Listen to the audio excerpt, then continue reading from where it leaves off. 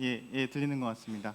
오늘 우리에게 주시는 하나님의 말씀 함께 교독하겠습니다. 제가 개인적으로는 은퇴를 하고 나서야 이렇게 앉아서 설교를 하겠다 쓸 힘이 없었을 때 이제 70 지나서 제가 이게 다리가 아픈 것보다 지금 멘탈이 나가가지고 이럴 일인가 싶긴 한데 제가 넘어져가지고 다리를 발가락이 하나 골절돼가지고 죄송하게도 앉아서 저희 말씀 나누겠습니다.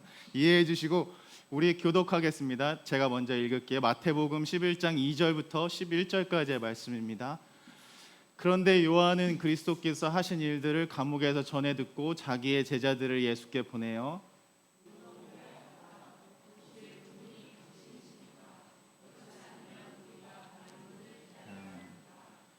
예수께서 그들에게 대답하셨다. 가서 너희가 듣고 본 것을 요한에게 알려라.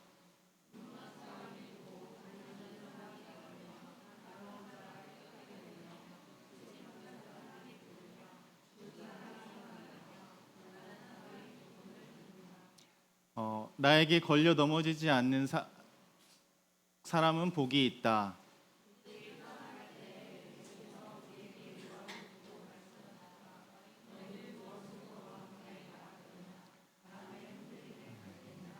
아니면 무엇을 보러 나갔더냐? 화려한 옷을 입은 사람이냐? 화려한 옷을 입은 사람은 왕궁에 있다.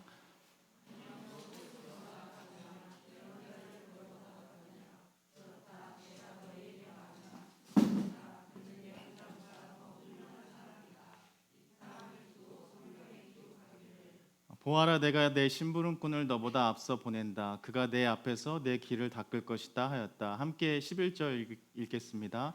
내가 진정으로 너희에게 말한다. 여자가 낳은 사람 가운데서 세례자 요한보다 더 큰 인물은 없었다. 그런데 하늘나라에서는 아무리 작은 이라도 요한보다 더 크다. 아멘.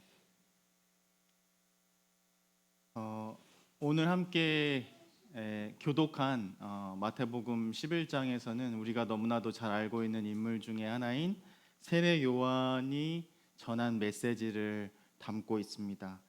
한마디로 얘기하면 오실 메시아, 그 유대 사람들이 제가 말씀드렸었죠. 마태복음은 특별히 기억하셔야 될 것은 유대인들에게 1차적인 대상, 이 마태가 이 글을 쓴 목적이 내가 이 글을 많은 사람들이 어떤 특정 인물에게 전하려고 쓰는 이 복음서는 아니지만 특별히 메시아를 간절히 기다리며 힘든 삶의 자리들을 살아가고 있는 유대인, 그리고 유대인이었지만 개종한 그리스도인들을 향해 이제 이 복음이 전해지는 1차적 대상이라고 할 수 있는데, 그러나 이 우리를 이제 구원해 주실 메시아가 올 것이라는 기쁜 소식을 전하는 그 메시지를 담고 있는 메시지를 전하는 세례 요한이 처한 상황은 그렇게 좋아 보이지 않습니다. 왜냐하면 세례 요한이 어디 있죠? 오늘 본문에 비하면 감옥에 갇혀 있습니다. 감옥에 있고 현실은 어둡고 동시대를 살고 있지만 예수와 비슷한 시대를 살고 있지만 내가 예수의 길을 먼저 알리고 예수 그리스도께서 오시고 나는 그분에 비하면 너무나도 작은 존재지만 그분이 우리에게 가져다 줄 구원과 하나님 나라의 기쁜 소식은 아주 크다. 그러니 이제 그 메시아를 기쁜 소식으로 믿고 따라야 한다. 우리의 삶의 이제 결국은 이 우리를 삶을 다스리는 것 같은 것은 팍스 로마나지만 그 세상이 아니라 이제 하나님 나라에서 하나님의 말씀이 통치하는 그 나라가 오게 될 것이라는 혁명적 선포를 이 아무도 알아주지 않을 것 같은 요단강에서 아무도 들어주지 않을 것 같은 그러한 외침으로 아무도 관심 가져주지 않을 아웃핏으로 낙타가 뭘 입었다고 했죠? 그래서 이상한 옷을 입고 아무튼 그렇게 생각하면 돼요. 이게 뭘까? 진짜 세례 요한이 입었던 옷이 무엇일까? 이런 게 중요한 게 아니라 정말 이상한 메시지, 이상한 사람, 이것이 그 요한이 가지고 있었던 질문. 그러나 이렇게 간절하게 광야에서 강에서 사람들에게 세례를 베풀며 메시지를 외쳤지만 자신의 현실을 돌아보면 나의 현실은 감옥, 깜깜한 방 한평 되는 감옥에서 이 기쁜 소식의 메시아를 믿어야 하는 그 상황. 그래서 하나님은 정말 일하고 계십니까? 정말 변화는 일어나는 겁니까? 그렇다면 내 삶은 왜 이렇습니까? 라는 요한의 질문, 세례 요한의 질문이 바로 오늘 본문 묵상에서 우리가 처음 만나게 되는 질문이고요.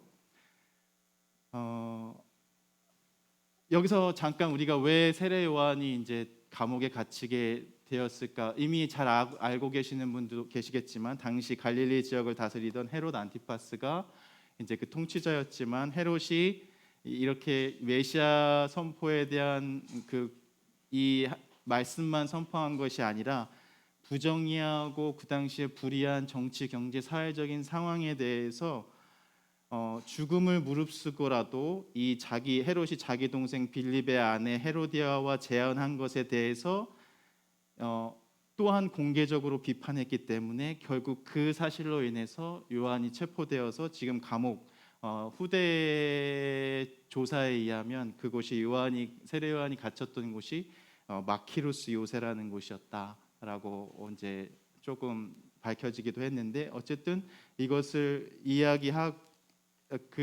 이야기했기 때문에 결국 아이러니하게도 역설적이게도 기쁜 복음의 소식을 전하고 있지만 메시아가 우리를 구원해 줄 것이라는 그 기쁜 소식을 전해야만 하지만 본인의 상황은 그렇지 않은 상황에 있었습니다.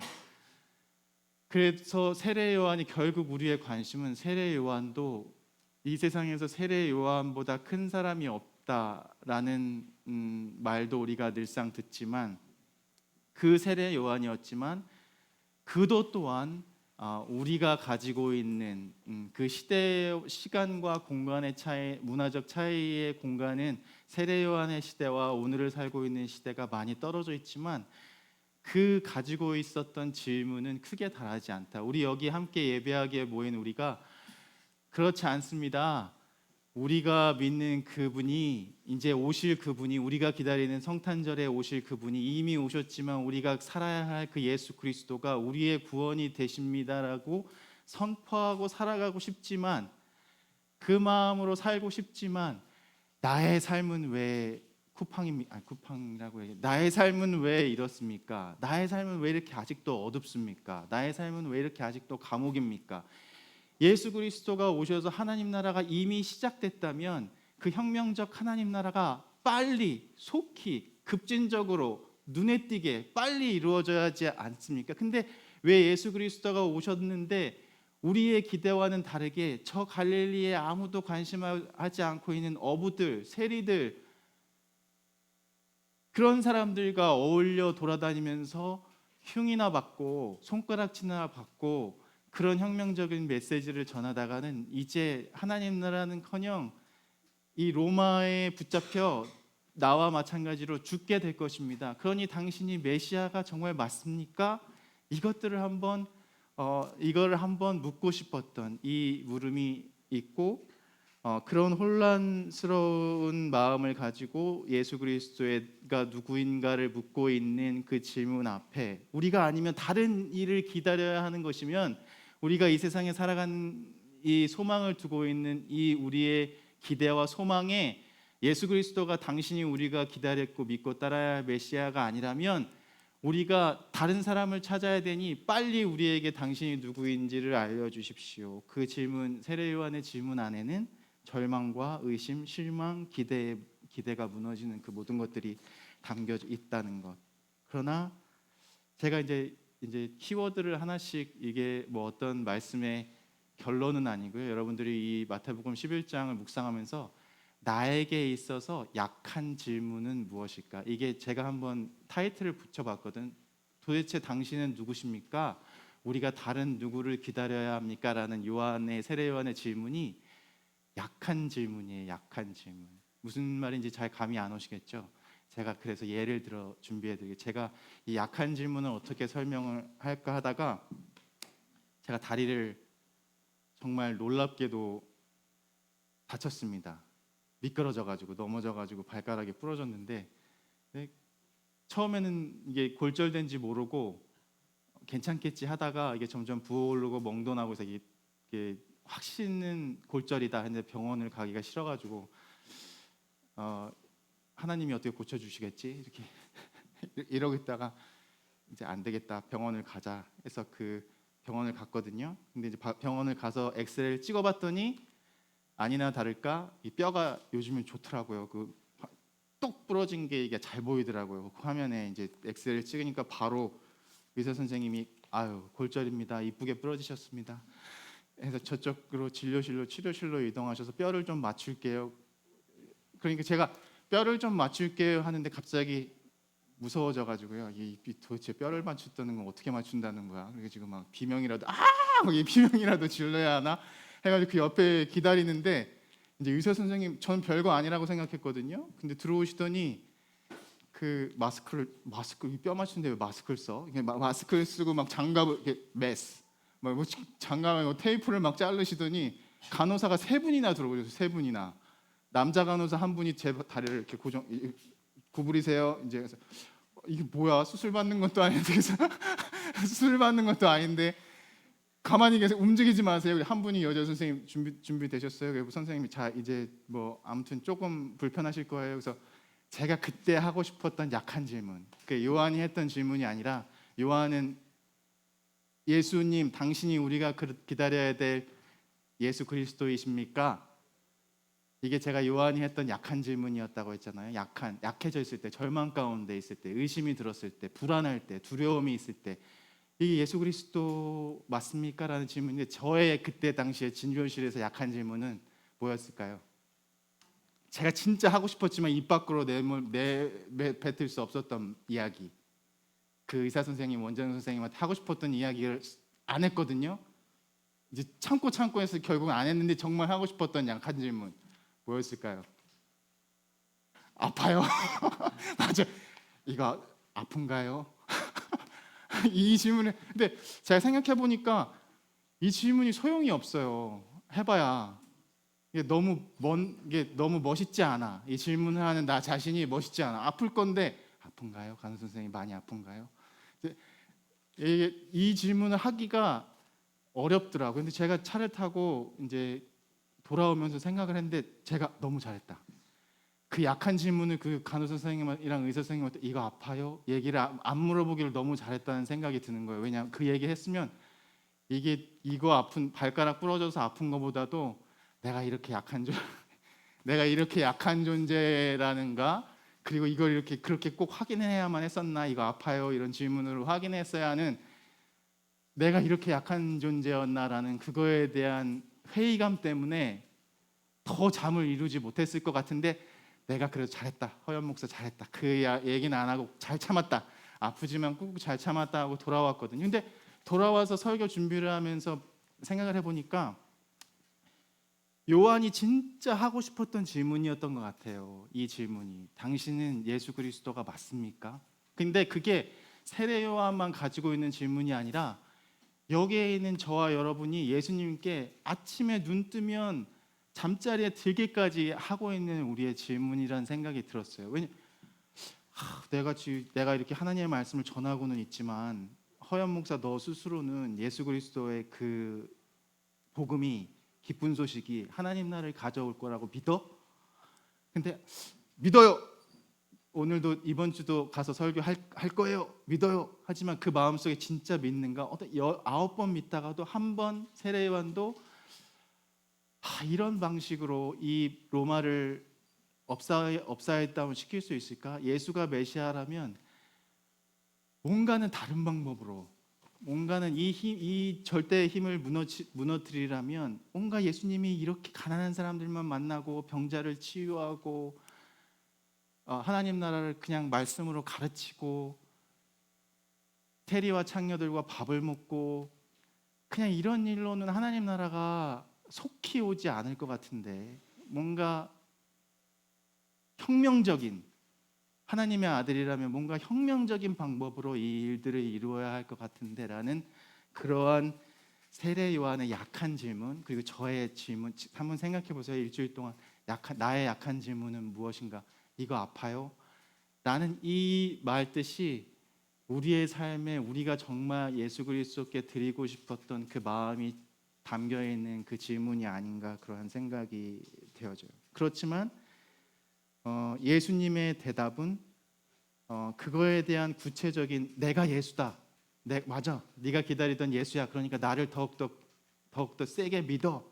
이런 답을 예수 그리스도께서 하신 것이 아니라 너희가 경험하고 있는 그 기쁜 소식이 너희가 경험하고 있는 그 하나님 나라가 이렇다. 가난한 사람이 복음을 듣게 되고 병든 사람이 치유가 되게 되고 세상에 가장 주변부로 밀려나서 아무도 관심하고 있었던 사람이 관심 두지 않고 세상에 관심 두지 않았던 사람이 세상의 한 가운데로 중심에 오게 되고 그 사람들이 그렇게 회복되고 바뀌고 삶의 세상이 움직이는 그 힘과 권력으로 움직이는 세상이 아니라 이미 시작된 하나님의 통치와 하나님의 일하심이 내 안에서 이미 일어나고 있다는 것들을 발견한 상태. 그러나 우리의 삶은 아직도 감옥이지만 바뀐 것이 없지만 크게 변한 것이 없는 것 같아 보이지만 빨리 무엇인가 엄청나고 놀라운 기사와 표적들이 우리의 삶에서 일어나야만 하나님의 나라가 임하게 될 것 같이 우리가 생각되어서 우리가 수많은 약한 질문들을 던지고 싶을 때가 너무나도 많지만 그 기쁜 소식은 이미 하나님께서 예수 그리스도를 말씀이 육신이신 예수 그리스도를 이 땅에 보내셔서 함께 살게 하시고 먹게 하시고 하나님 나라를 다른 방법으로 세상의 통치와 세상의 힘과 그 방법, 세상이 살아가는 방법과는 다른 방법으로 어떻게 살아내야 하는지를 보여주는 이미 시작된 그 예수 그리스도 안에서 이미 기쁜 소식은 예수 그리스도의 기쁜 소식은 시작되었다.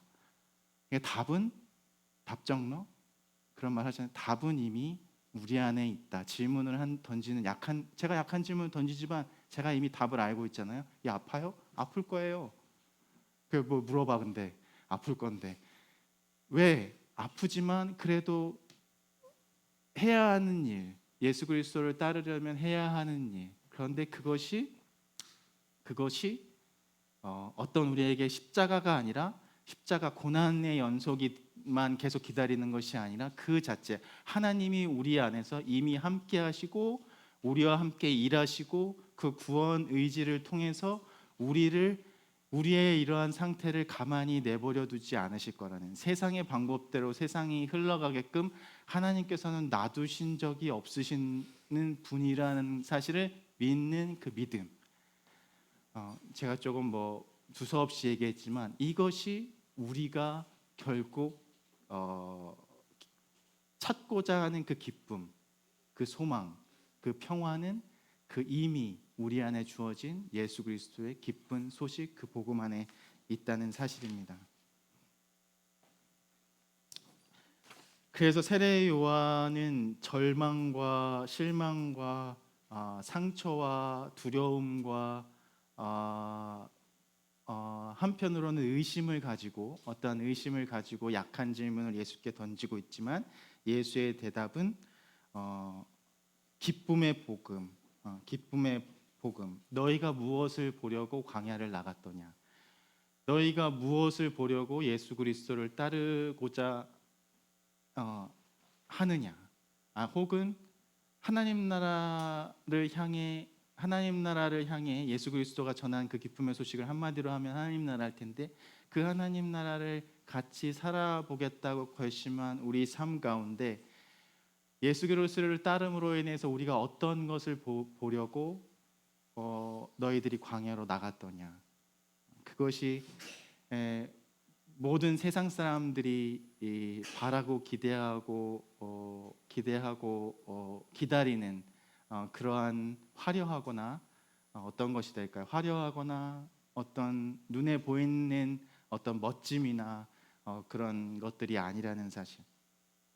그 사실을 오늘 본문이 이야기해주고 있습니다. 그래서 하나님의 통치, 하나님의 그 일, 하나님의 그 약속, 하나님이 일하시는 그 방법을 우리의 매일 삶 속에서 발견하는 그것이, 그 일이 우리에게는 기쁜 소식이고 그것이 복음이기에 더 이상 우리 세례 요한의 처한, 지금 세례 요한이 있는 그 감옥이 더 이상 감옥이 되지 않고 역설적이게 복음이 가장 크게 울려 퍼지는 평화와 희망과 소망과 기쁨의 자리로 변하게 되시듯이, 우리가 우리의 삶의 자리가 어떤 곳이든지 바로 우리 자리가 있는 그곳이 비록 감옥일지라도, 한평남짓의 감옥과 같은 어두운 삶을 사는 것 같아도 그렇지 않다. 왜냐? 기쁨의 소식이 바로 우리 안에 있다라는 것들을 알게 됩니다. 그래서 중요한 키포인트가 거기 있고, 제가 사진 한 장 준비했는데요. 사진 아직 띄워주지 마시고요. 아직 띄워주지 마시고, 제가 그 요즘 이제 성탄절을 기다리면서, 이게 그 어디에서나 우리가 살 수 있는 크리스마스 카드잖아요. 크리스마스 카드인데 성탄의 이미지가 트리라든가, 우리 저기 지난주에 함께 장식했던 트리라든가 산타라든가 루돌프라든가 이런 것들은 많은데, 왜 이렇게 중요한 세례 요한이 이야기하려고 하는 이 기쁜 소식을 성탄 카드에 담아서, 크리스마스 성탄 카드 메시지로 담아서 만들면 참 좋을 텐데 왜 이런 세례 요한이 이미지로 사용하는 그런 성탄 카드는 없지? 이런 생각들 해보신 적 없으세요? 대림절 셋째 주일 성경 본문은 항상 세례 요한이 거의 정해지는 날이 많은데, 왜 성탄 카드는 이 세례 요한과 우리 본문과는 상관없는 크리스마스 트리와 산타 할아버지와 루돌프가 될까? 그래서 제가 요즘 핫한 AI를 이용해서 제가 성탄 카드, 한 번도 보신 적 없을 거예요. 세례 요한 크리스마스 성탄 카드를 한번 만들어 봤습니다. 한번 보여주시죠.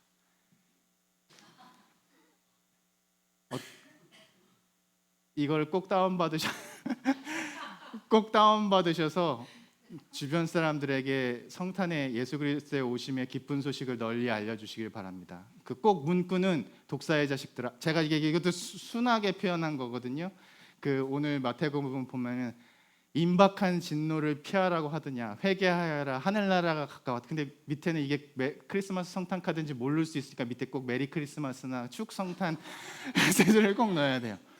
이거를 하는 이유는 다른 사람들은 몰라도 우리는 알아. 왜냐하면 대림절 셋째 주일날 메시지가 기쁜 소식이라는 거, 우리의 기쁨이라는 거. 그러니까 이게 좀 역설적이죠. 근데 이거를 여러분들께 소개해드리고 싶었던 이유는, 이런 기쁨이 세례 요한이 전하려고 했던 것은, 왜 이 기쁨의 주간에 마태복음 11장 본문이 이 세례 요한의 광야에 외치는 소리가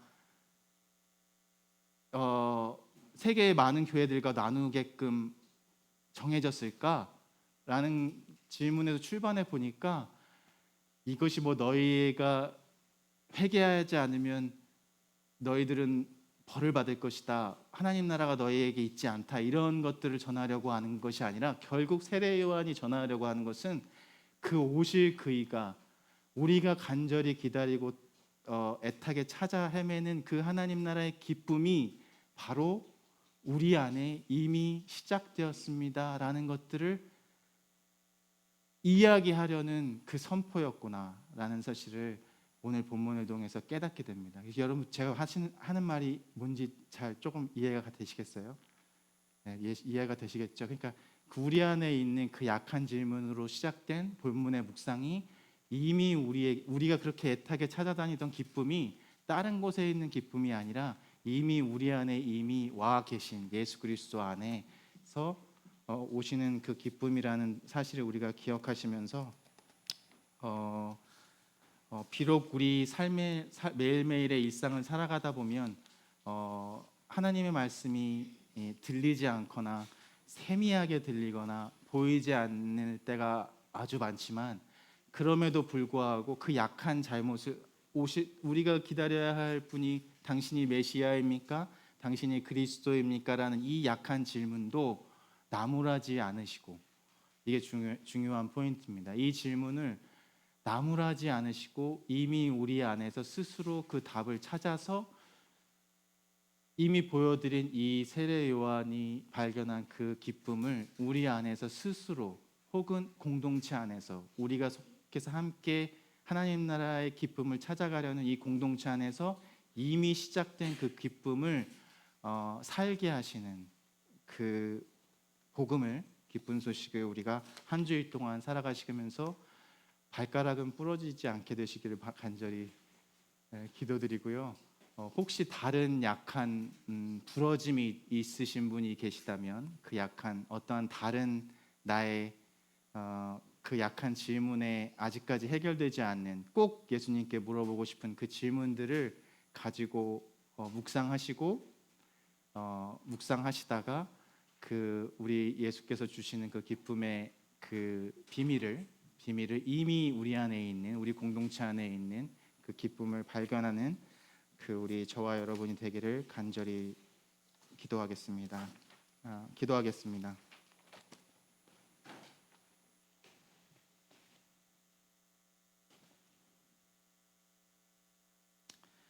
어둠이 깊어갈수록 우리에게 빛으로 오시는 주님을 기다리며 우리 이음의 식구들, 예배한 우리 이음의 모든 식구들도 역시 주님께 나아갑니다.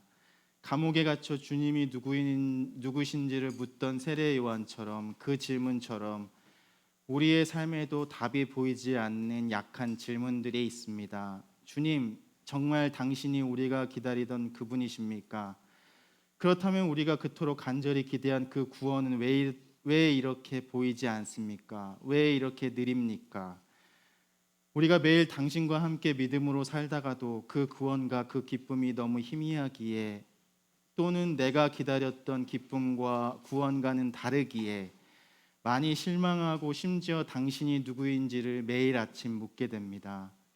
그러나 오늘 말씀을 통해 우리가 다시 한번 묵상하게 되는 것은 당신의 구원과 기쁨은 우리가 기다렸던 방식과 다릅니다. 당신의 놀라운 기적과 능력을 지금 여기 당장 보여달라고 우리가 매일 기도하기도 하지만 오히려 주님은 우리에게 물으십니다. 우리가 무엇을 보려고 광야로 갔습니까?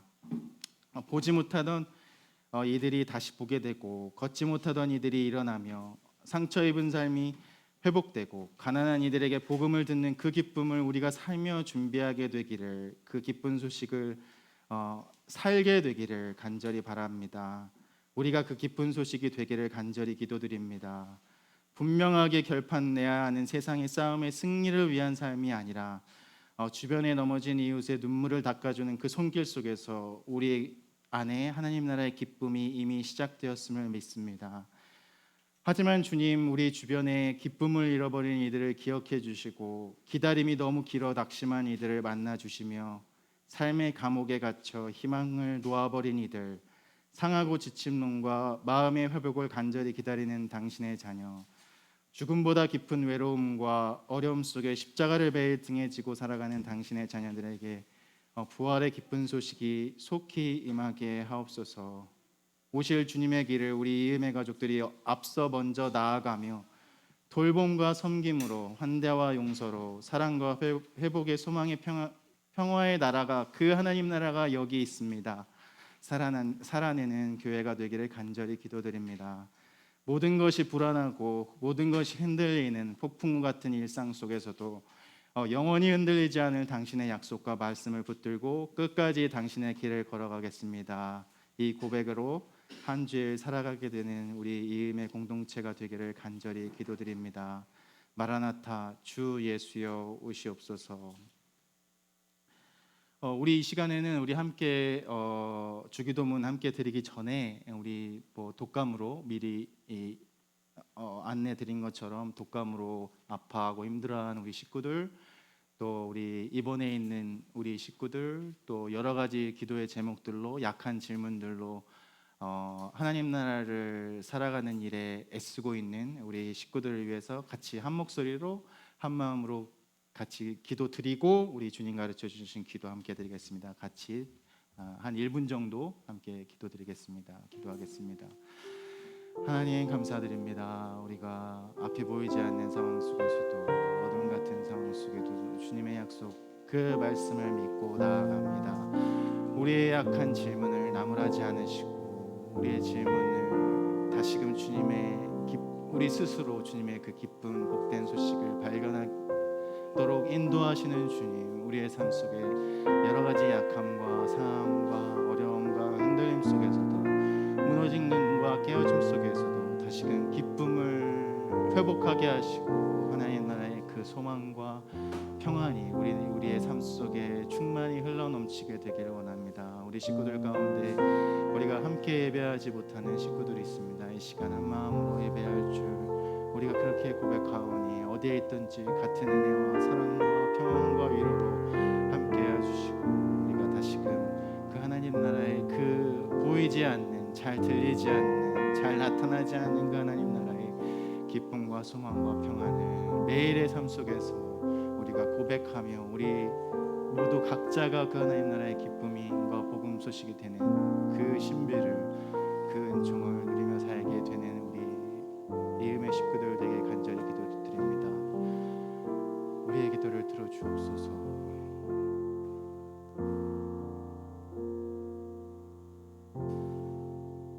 하늘에 계신 우리 아버지여, 이름이 거룩히 여김을 받으시오며 나라의 임하오시며 뜻이 하늘에서 이루어진 것 같이 땅에서도 이루어지이다. 오늘 우리가 우리에게 죄 지은 자를 사하여 준 것 같이 우리의 죄를 사하여 주시옵고 우리를 시험에 들게 하지 마시옵고 다만 악에서 구하시옵소서. 나라와 권세와 영광이 아버지께 영원히 있사옵나이다. 아멘. 우리 찬양 한 곡, 맨 처음 했던 찬양 한번 같이 드리고, 맨 처음 했던 제목이